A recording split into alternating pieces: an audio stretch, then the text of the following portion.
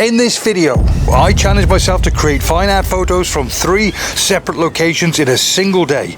It was quite a trip, a lot of fun, and spoiler alert, I photographed 5 locations and created 17 images that I'm very proud of. Enjoy the ride. Hi guys, and welcome to this week's video. It's a challenge video. I'm challenging myself to create fine art landscape pictures at 3 separate locations, and it's just going to be me and my trusty steed. So a bit of a heads up with regards to my personal challenge. I'm going to start off by hopefully creating some nice fine art landscape images from this very location, Lytham St Anne's, photographing that incredible old pier or old stanchion, whatever it is behind me. Either way, it's incredible. From here, I'm then on my trusty steed going to cycle all the way up to Mary's Shell. It's around about 10 miles. Hopefully then when I get there, the tide will still be in, and I'm then going to attempt to create some more fine art images of that incredible piece of public art lying in the sea. Once I've done that, cycling back to where I am now, I'm hopefully going to create some nice fine art images, just 1 or 2 of one of the piers at Blackpool. About a 20-mile round trip, but I'm up against time. I've got to do it whilst the tide is in. But of course with me, nothing is ever that straightforward. This is the 3rd attempt at making this video. Now, even I question my own ability sometimes. The first time I turned up here, the tide wasn't high enough. I'm sat here wondering why the tide's not coming up and around. And I think that's it. That is high tide. It's half an hour after high tide and the water hasn't come up and around it. That's so annoying. So I've checked my app again and spring tide is tomorrow. But it's half a metre higher tomorrow than it is today. Didn't actually realise that you need an extra high tide for the tide to come up and around the pier or jetty behind me. So I messed that one up. Although I still did the same journey, I still went then to Mary's Shell and come back and photographed the pier as well. On the 2nd attempt of doing it, for some unknown reason, and I have no idea why. And this is why I question my own ability at times. What a complete muppet. I didn't have a microphone on, so I'm doing my bits to camera like I'm doing now, but my microphone must have been in my trouser pocket. I have absolutely no idea why that was the case, and that was the case all day long. But of course it's not all going to be plain sailing. For instance, location number 1. What a complete muppet, and yet I still did the same journey there and back, thoroughly enjoyed it. So now here I am for the 3rd time. But I have to confess, it's still not that straightforward because I've got another small confession to make just before we delve into this video. Now, the 2nd time of asking when I was here, of course I was here at the right time. The tide height was perfect and I think I captured some nice pictures. That, of course, is when I realised in post-production that I didn't have a microphone on. But here's my little confession. This is my 3rd attempt now, as I've already mentioned. And as you can see behind me, there's no water up and around the old pier, and yet it's high tide now. No, I haven't messed up. It's just I knew today was my only window because I've got workshops coming up and I'm going to be away for a while. So today was my only window to get this video done. So as a bit of a confession, the pictures I'm going to show you in a second that I captured from here were taken during my 2nd trip. Once you've seen those, you'll then catch up with me because I'm now going to jump on my trusty steed and cycle all the way up to Mary's Shell. So everything from after the pictures that you're about to see will be from today. Clear as mud. Anyway, fingers crossed. I hope you guys enjoy the video, and a huge thanks to Cyrusher for, of course, sponsoring not only this video but my channel in general. More about my trusty steed as the video goes on.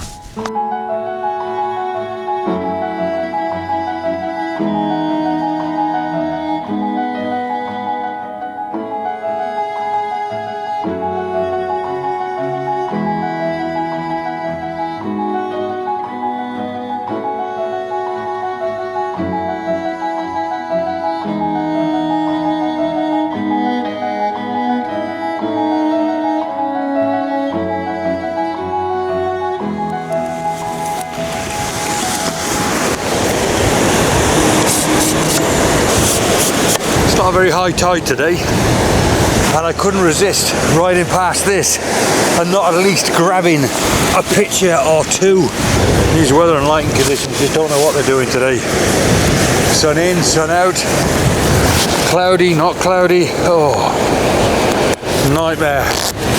Straight at 250th of a second, ISO down to 100. Close my aperture up according to my histogram, and that looks absolutely tremendous. That's really, really nice. The water's coming up over the breakwaters at the moment, so because there's a lot of crashing waves over a long exposure, i.e. a 2-minute exposure, which is what I'm going to go for here, you'll get a lovely white curving line to use as a nice leading line, and of course a great point of foreground interest. That's as good as it's going to get, I think. So drop a 15 stop filter in, because at 250th of a second that equates to a 2-minute exposure with a 15 stop filter. Shutter speed straight down to 2 minutes. 1, 2, and away she goes. I know this wasn't going to be my location number 2. I'm going to crack on with that in a second, but I just didn't want to miss the opportunity to grab this right now because it looks so awesome. Unbelievable. Packed the camera away, backpack on my back, started riding off, and all of a sudden I realized they've just started using the big wheel. It's turning. So obviously camera back on a tripod, and here I am grabbing a couple of minute exposure just to get a bit of movement in that wheel.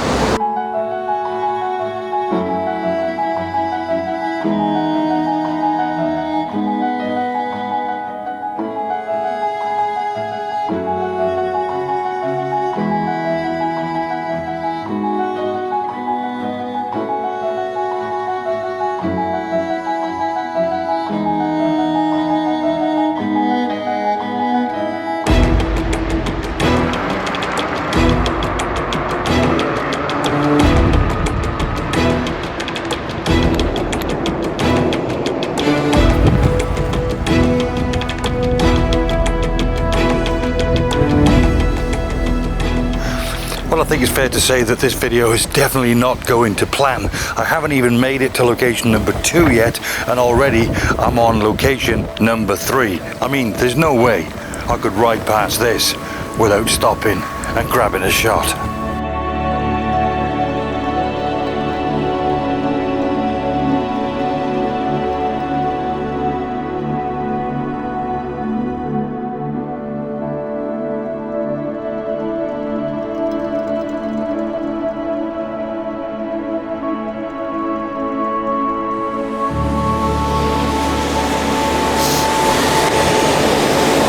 Right, I made it. Just in the nick of time as well. The tide height, it's a really low high tide again today. I really make hard work of this for myself, and I don't know why. So frustrating. So before I just explain what I'm doing here now, I just gotta grab this picture. I've got to grab it very quickly. So because I want to create a fine art image, I'm going to capture this at a 2-minute exposure. Nothing is going on in the sky at all, but I'll be able to flatten the sea out or turn the sea into an ice skating ring. Right, so straight away, camera to 1/8 of a second, ISO as low as I can get it, 64, and I'm at f22. Let's have a look at that. Yeah, I could just barely squeeze in a 2-minute exposure there. Just pre-focus, everything's nice and level, 10 stop in, and that translates to 2 minutes.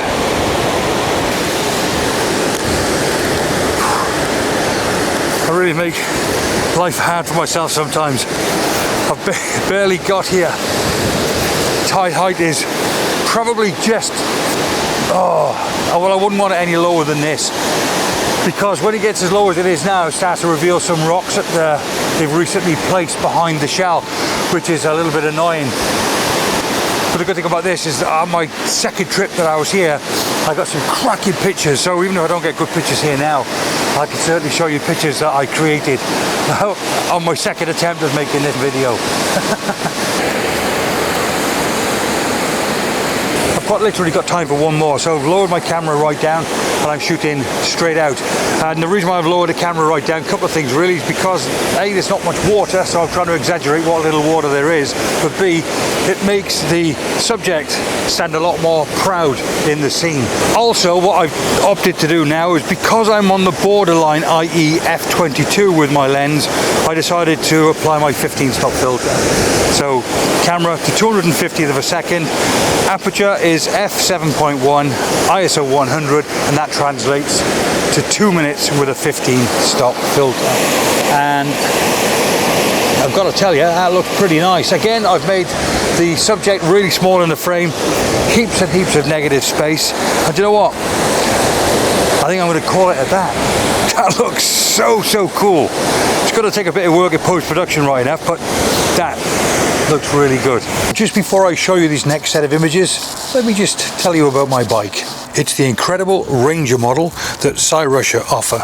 It has a 250 watt motor, air suspension, front and rear hydraulic disc brakes, 26 by 4 inch fat tyres, great for off-roading, 9 Shimano gears and 5 power settings. It's supplied with a 52 volt 20 amp hour battery, offering a range of up to 75 miles and a payload of, well, let's just say it whizzes me around with ease, and I'm a big lump. It's available in white, green and black. I'm sure I shouldn't say this, but it's just been reduced in price, and you can get a further £80 discount if you use the code in the description of this video.